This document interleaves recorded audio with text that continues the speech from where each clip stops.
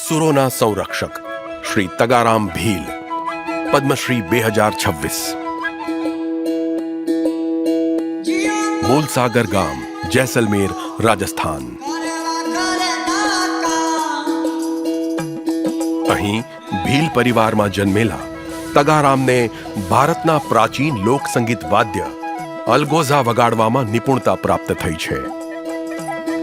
અલગોઝા વગાડવું ખૂબ જ મુશ્કેલ કામ છે અને ફૂંકથી નિરંતર વગાડવું પડે છે અને શ્વાસની હવા એને સતત આપવી પડે છે. इसको बिना रुके हुए देनी पड़ती है.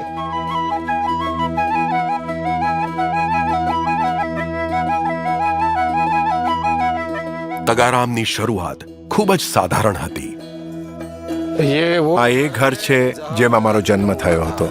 मेरे पिताजी મારા પિતા અલગોઝા વગાડતા तब उनकी અને એના સુર સાંભળવા મને ખૂબ ગમતા. बहुत अच्छी लगती थी. मैंने મેં બાળપણમાં બકરીઓ ચરાવતા અલગોઝા શીખવાનું શરૂ કર્યું હતું. अलगोजा सीखना, દરરોજ કલાકો સુધી અભ્યાસ કર્યા બાદ હું આ કલા શીખી શક્યો. ये अलगोजा. પરિસ્થિતિ કઠિન હતી, પણ તગારામ હિંમત ના હાર્યા. દિવસ રાત પોતાની કલાના અભ્યાસમાં લીન રહ્યા.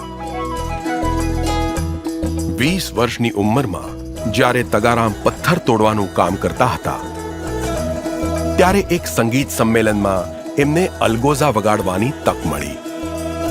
ધીમે ધીમે એમના અલગોઝાના મધુર સુર સાંભળવા દેશ પરદેશના લોકો આવવા લાગ્યા. નોર્થ અમેરિકા, યુરોપ અને જાપાનમાં તગારામ ભીલના શો થયા. ભારતના પ્રાચીન ગ્રામીણ લોકસંગીતને તગારામ ભીલે વિશ્વમાં પ્રસિદ્ધ કર્યું.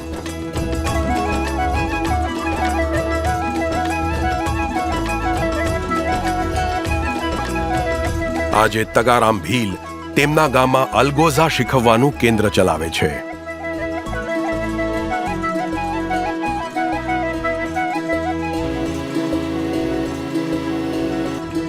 પોતાની હસ્તકલાથી અલગોઝા બનાવવાનું કામ તગારામ ભીલ પોતે કરે છે. આ રીતે તગારામ ભીલે આપણા દેશની આ અનોખી પ્રાચીન પરંપરાને આજે પણ જીવિત રાખી છે. इस मौके पर આ અવસર પર હું દુનિયાને એટલું જ કહીશ કે માર્ગમાં જેટલી પણ મુશ્કેલીઓ આવે, આપણે ખંતપૂર્વક આપણા ઈરાદા પર મક્કમ રહેવું જોઈએ. ત્યારે સફળતા આપણી સાથે ચાલશે. જય હિન્દ.